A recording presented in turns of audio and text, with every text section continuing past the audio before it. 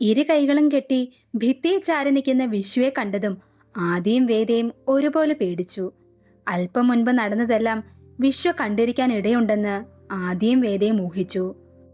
എന്താ ഇവിടെ രണ്ടുപേരും കൂടി?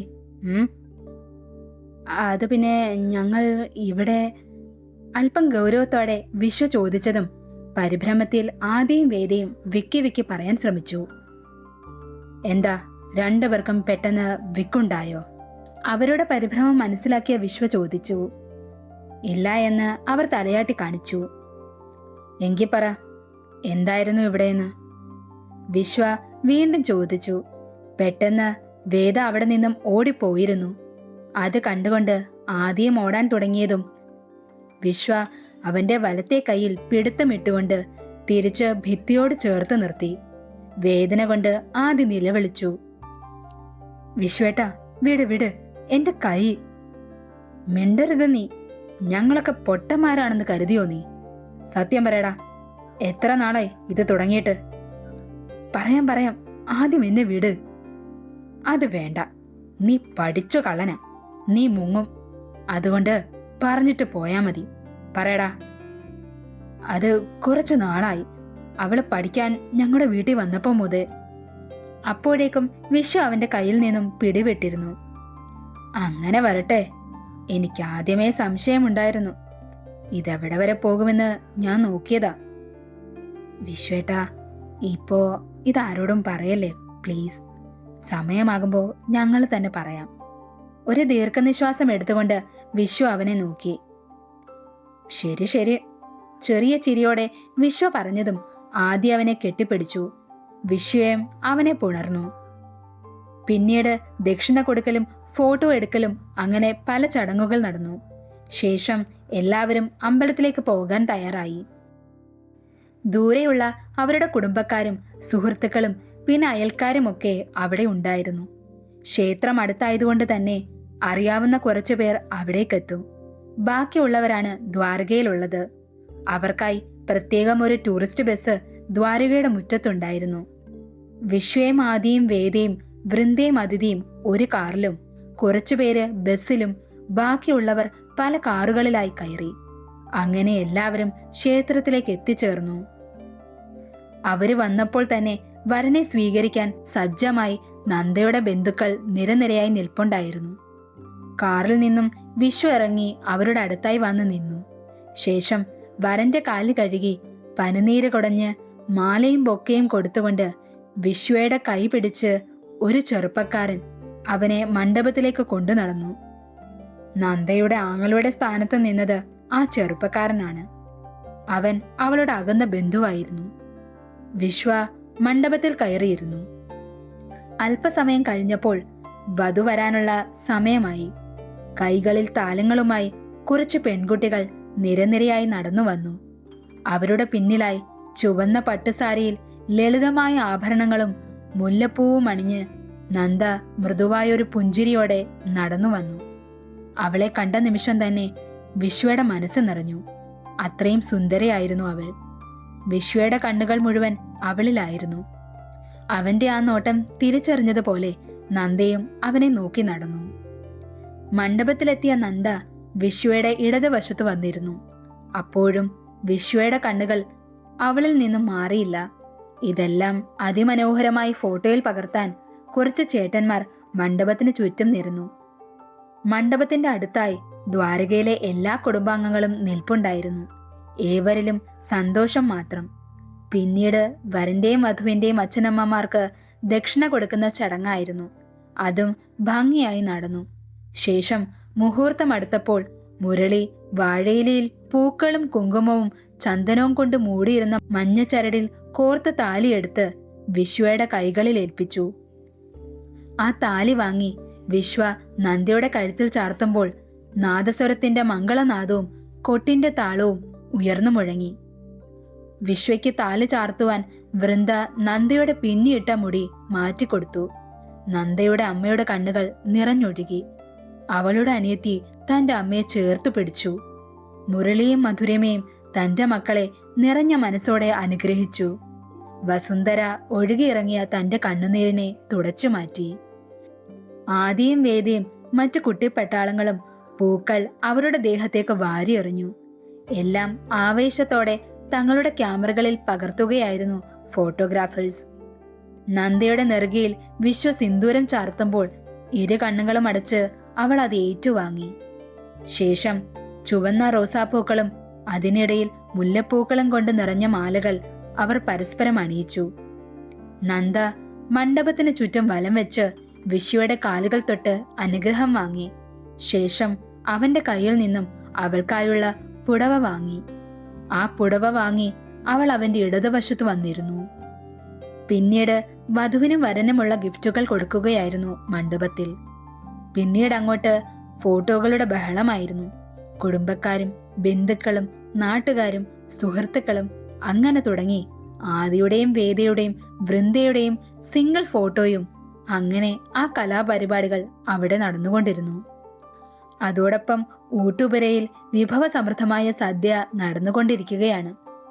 വസുന്ധരയും മറ്റും ബന്ധുക്കളോടും തങ്ങളുടെ അയൽക്കാരോടും കുശലാന്വേഷണങ്ങളൊക്കെ പറഞ്ഞ് അവിടെ ഇരുന്നു.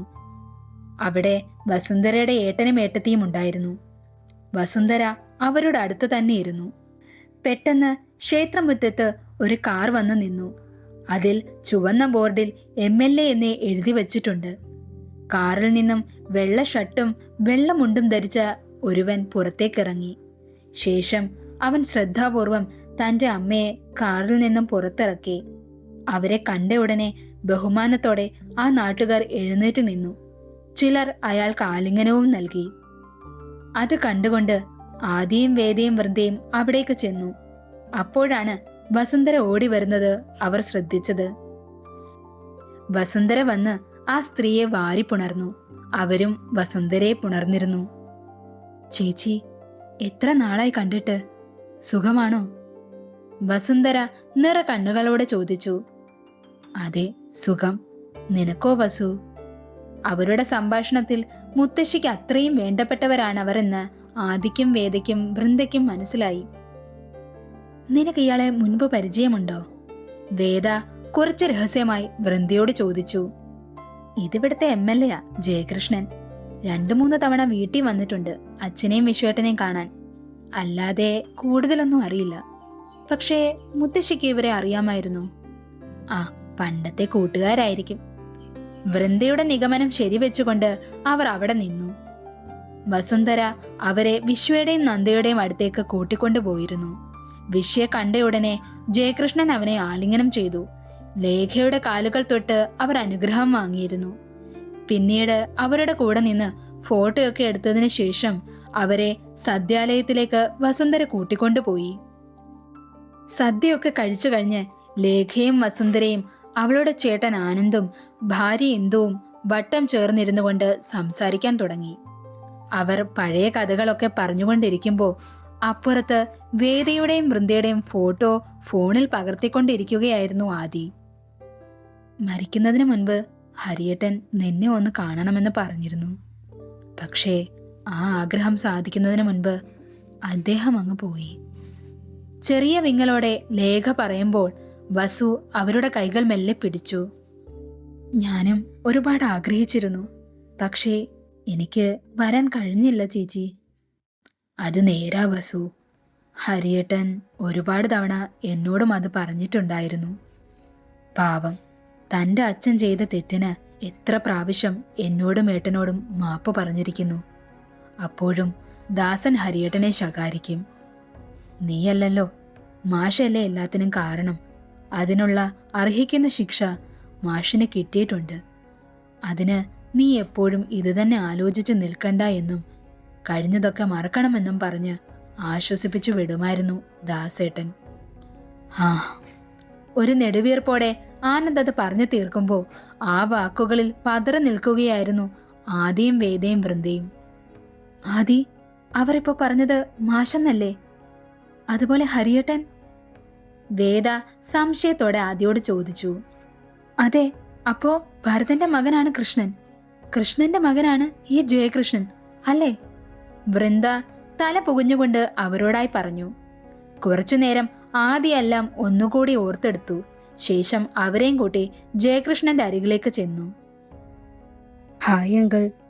മറ്റാരോടോ സംസാരിച്ചുകൊണ്ടിരിക്കുന്ന ജയകൃഷ്ണന്റെ അരിയിലേക്ക് ചെന്ന് അവന് നേരെ കൈ കാണിച്ചുകൊണ്ട് ആദി ചോദിച്ചു.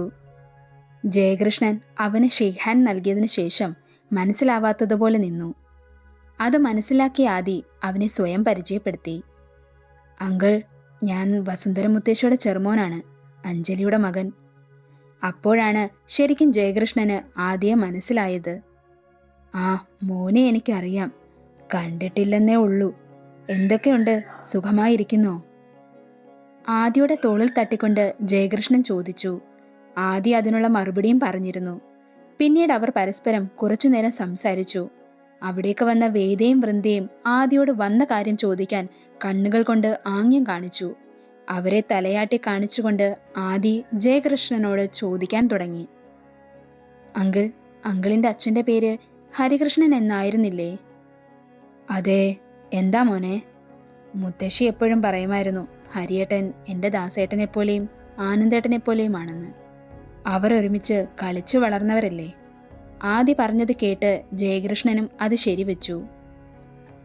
അതെ, അച്ഛൻ എന്നോട് പറഞ്ഞിട്ടുണ്ട്.